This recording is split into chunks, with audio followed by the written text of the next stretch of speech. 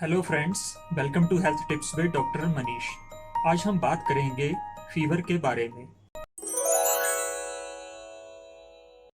तो जब भी बुखार आता है, इसके साथ कई और तरह के लक्षण भी हो सकते हैं, जिसमें कि पसीना आना, ठंड लगना या कंपन होना, सिर में दर्द होना, बदन दर्द होना, बहुत ज़्यादा कमजोरी महसूस करना, चिड़चिड़ापन होना या भूख का कम होना। ये सारे बुखार के लक्षण हैं। तो जब भी बुखार आता है, तो आपको किन किन चीज़ों का ध्यान रखना चाहिए। सबसे पहले, बुखार में आपको एक तो आराम करना चाहिए। बुखार में कभी भी ज़्यादा एक्सर्शन ना करें। आप जितना ज़्यादा एक्सर्शन करेंगे, बुखार को टूटने में उतना ज़्यादा टाइम लगेगा। दूसरा, बुखार में सबसे जरूरी है आप अपनी हाइड्रेशन का पूरा ध्यान दें। बुखार में हमेशा थोड़ा थोड़ा करके ठंडा पानी आप पीते रहें। ये पानी आपकी हाइड्रेशन भी ठीक करेगा और बुखार को कम करने में भी आपकी सहायता करेगा। अगर आप कर सकें तो पानी में थोड़ा सा नींबू मिला लें और थोड़ा सा उसमें नमक मिला लें और इसको आप धीरे धीरे करके पीते रहें। ये नींबू और नमक बुखार में जो पसीना आता है, उसकी वजह से हमारे शरीर में जो नमक की कमी या इलेक्ट्रोलाइट्स की जो कमी हो जाती है, उसको ठीक करने में हेल्प करता है। इसके अलावा आप बुखार में खाने का जरूर ध्यान दें। बुखार में कभी भी खाना ना छोड़ें। आप कोशिश करें बुखार में हल्का फुल्का खाना जरूर खाते रहें। खाने में आप दाल चावल, दही, फ्रूट्स वगैरह आप खा सकते हैं। बुखार में संतरा, मौसम्मी, अंगूर, स्ट्रॉबेरी, कीवी, ये सारे फ्रूट्स बड़े अच्छे माने जाते हैं। इन फ्रूट्स में विटामिन सी और फ्लेवोनॉइड्स होते हैं। ये हमारे शरीर में की इम्यूनिटी को बढ़ाते हैं और शरीर में जो इन्फ्लेमेशन होती है उसको कम करते हैं। तो ये फीवर को भी कम करने में हेल्प करते हैं। इसके अलावा बुखार में आप सब्जियां खा सकते हैं। सब्जियों में ब्रोकली बहुत अच्छी मानी जाती है। इसके अलावा आप अंडे का भी सेवन कर सकते हैं। बुखार में हमें एनर्जी की ज़्यादा ज़रूरत होती है, हमें प्रोटीन्स की ज़रूरत होती है, तो अंडे से हमें भरपूर मात्रा में प्रोटीन मिलता है। इसके अलावा अंडे में विटामिन B12 और विटामिन B6 भी होता है, जो हमारी शरीर की इम्यूनिटी को बढ़ाता है। ये हमें बुखार से या इन्फेक्शन से लड़ने में सहायता करता है। इसके अलावा आप बुखार में तली हुई चीज़ें, ज़्यादा मसालेदार चीज़ें, कोल्ड ड्रिंक्स, ज़्यादा चाय, ज़्यादा कॉफ़ी या जंक फूड्स का सेवन ना करें। जितना हो सके बुखार में खाना हल्का रखें, जो आप इजीली डाइजेस्ट कर सकें। कई बार पेशेंट्स पूछते हैं, डॉक्टर साहब क्या हमें बुखार में नहाना चाहिए? तो बुखार में ज़रूर नहाना चाहिए। ये नहाने की वजह से पेशेंट्स एक तो कंफर्टेबल फील करता है, वो फ्रेश फील करता है। नहाने से हमारे शरीर में बुखार भी कम होता है और ये पसीने की वजह से हमारे स्किन में जो इन्फेक्शन होते हैं उससे भी हमारा बचाव करता है।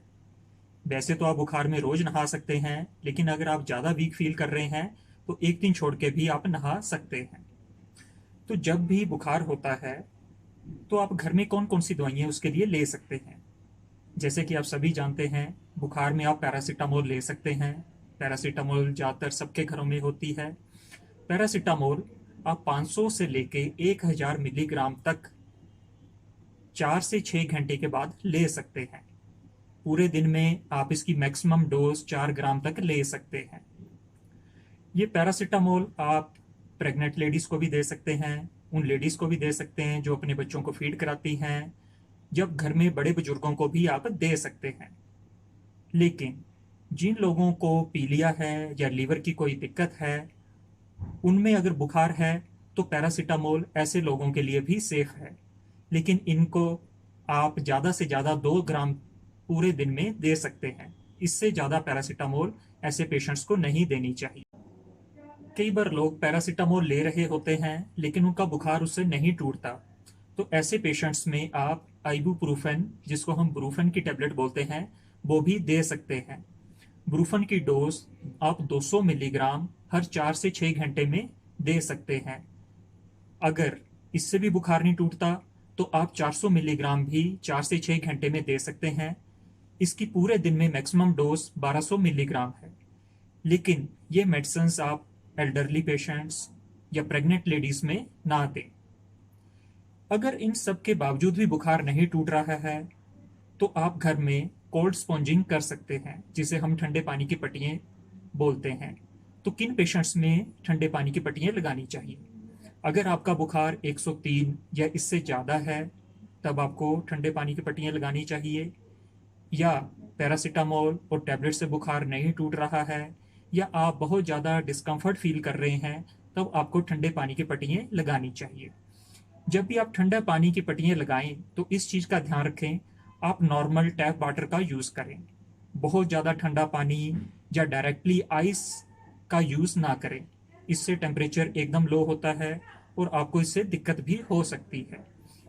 जब भी आप स्पॉन्जिंग करते हैं इसे 20 और 30 मिनट के लिए लगातार करनी चाहिए।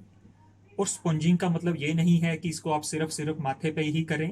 इसको आप अपने माथे पे, बाजुओं पे, टांगों पे, गर्दन पे, बाजू के नीचे, जितनी ज़्यादा जगह पे आप कोल्ड स्पॉन्जिंग करेंगे उतनी जल्दी बुखार टूटेगा।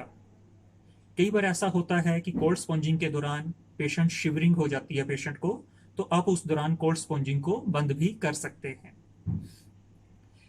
कई बुखार ऐसे होते हैं जिसमें आपको इमीडिएटली डॉक्टर को चेक कराना पड़ता है। तो फ्रेंड्स, ऐसे कौन से बुखार हैं जिसमें आपको बिल्कुल भी इग्नोर नहीं होना है?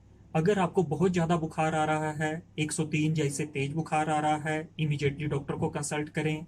अगर आपको लगातार सिर दर्द हो रही है और बहुत तेज सिर दर्द हो रही है तब भी डॉक्टर को इमीडिएटली कंसल्ट करें।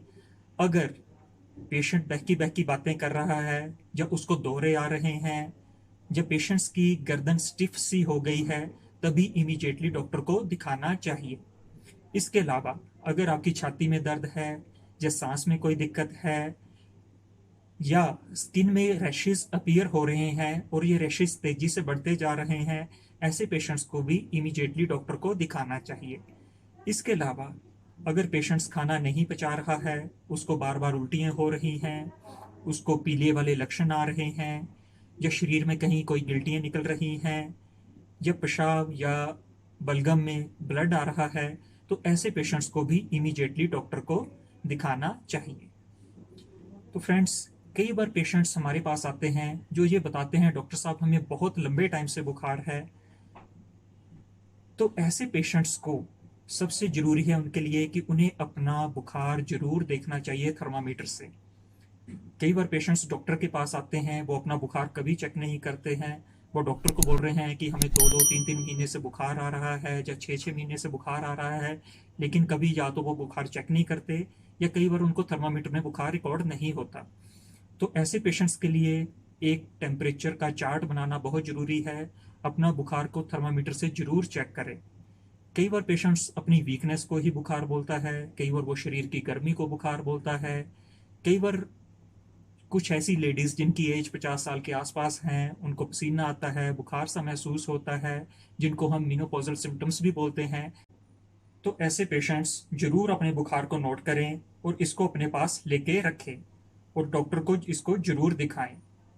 तो फ्रेंड्स, ये बुखार से जुड़ी हुई कुछ ज़रूरी बातें थीं। तो होप ये आपके वीडियो आपके लिए यूज़फुल होगा।